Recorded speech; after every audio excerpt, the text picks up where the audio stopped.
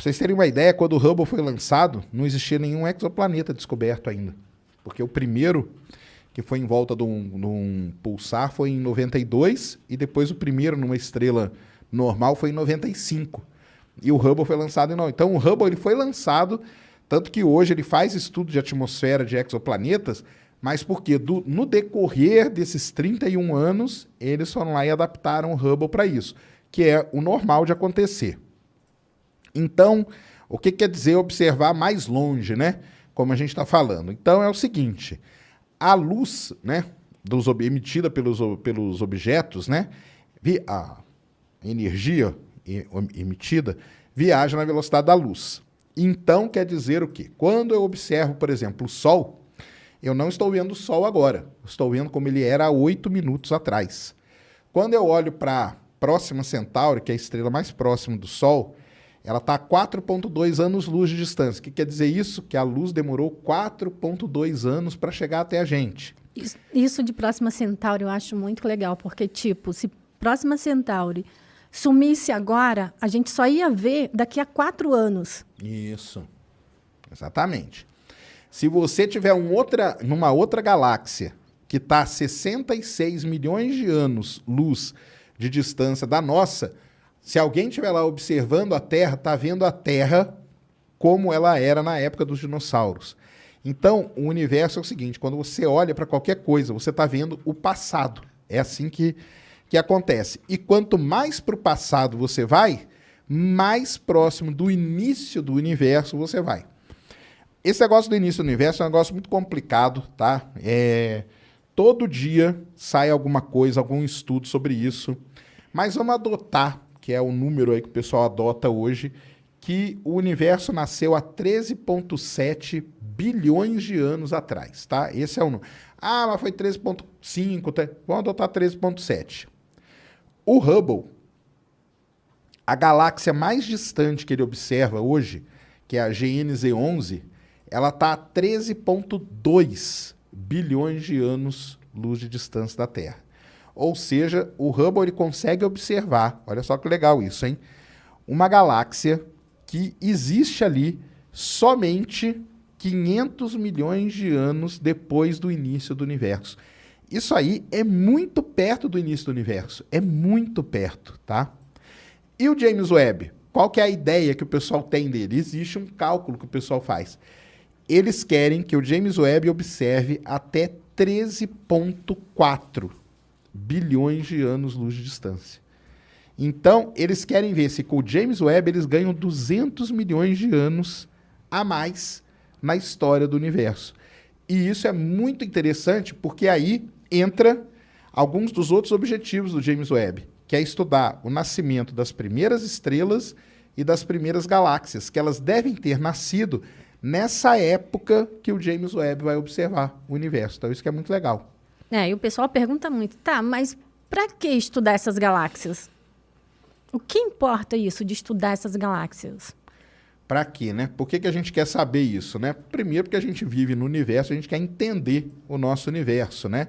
Então, onde que a gente é? A gente vive num planeta que está dentro de uma galáxia, que está dentro de um aglomerado e por aí vai. E tem o destino do universo. O que vai ser daqui para frente? Como que o universo vai acabar? Quanto tempo vai demorar? Tudo isso. Para que a gente possa entender todo esse funcionamento do universo, a gente tem que entender como que as coisas começaram.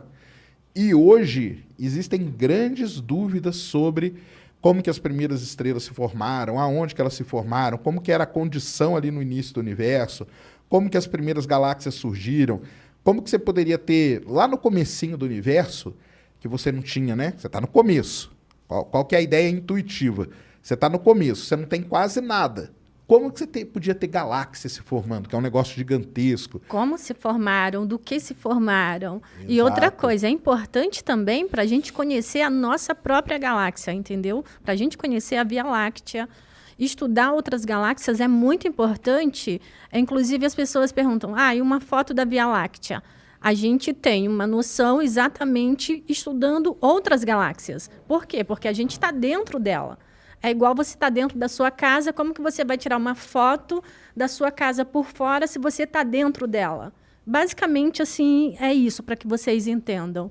Então, é muito importante, sim, estudar essas galáxias. Isso aí. Estudando, nós vamos entender como que é a Via Láctea, que a nossa galáxia se formou e tudo mais. Então, isso é uma grande questão. É aquelas questões fundamentais, né? Como que tudo surgiu, qual é o início de tudo. Então, o James Webb está indo para responder essas perguntas. E, para isso, precisa olhar muito longe, muito no início. Aí os pesquisadores sabem, caramba, para eu olhar mais longe do que o Hubble, eu não posso olhar na luz visível, eu tenho que olhar no infravermelho. Então, beleza, vamos construir um telescópio que seja apropriado para ver no infravermelho, e é daí que surgiu toda essa ideia do James Webb. Então, uma primeira, né, grande diferença é essa aí, que é o do comprimento de onda e tudo mais. Segunda grande diferença é o tamanho, né? Então, o Hubble, como a gente falou no comecinho, o espelho dele tem 2,5 metros de diâmetro, tá? É um espelho igual de telescópio que você tem aqui na Terra. Na verdade, pessoal, o Hubble é um telescópio muito pequeno, tá? Porque aqui na Terra a gente tem VLT que tem 8 metros, aqueles Keck que tem 10 metros, o Gran Canaris que tem mais de 10 metros. O Hubble, se você colocasse ele aqui na Terra, ele seria considerado um telescópio pequeno para médio. Mas qual que é a grande vantagem dele? É que ele está no espaço. E aí no espaço ele está fora da atmosfera e por isso que ele consegue fazer as observações do jeito que ele faz. Exatamente. Inclusive tem uma comparação, existe até, se vocês procurarem, tem um videozinho da comparação, o tamanho de um homem, o tamanho do Hubble e o tamanho do James Webb. É bem enorme. E como o Sérgio comentou, é um espelho. Aí o Sérgio vai falar agora que o James Webb teve toda uma tecnologia para poder criar os espelhos dele, né?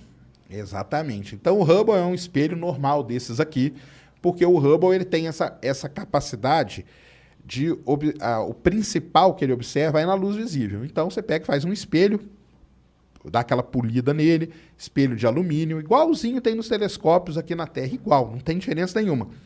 Ah, mas como que ele observa no infravermelho? Porque aí ele tem instrumentos acoplados nele que fazem observação no infravermelho. Mas o espelho dele é um espelho normal, tanto que o Hubble, tem até um nome, é um telescópio do tipo Hitchin-Cretchen, que a gente chama, tem o espelho primário, o espelho secundário e depois todos os equipamentos atrás dele. Igualzinho um telescópio tradicional que você vê aqui, não tem lá muita diferença, a não ser pelo fato de estar no espaço, que é uma vantagem muito grande.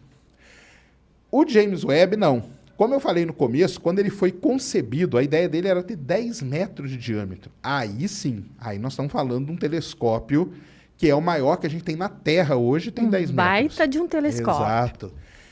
Só que acabou, né? Problemas lá do projeto e tal, reduziram o espelho dele para 6,5 metros. Já é um telescópio razoável.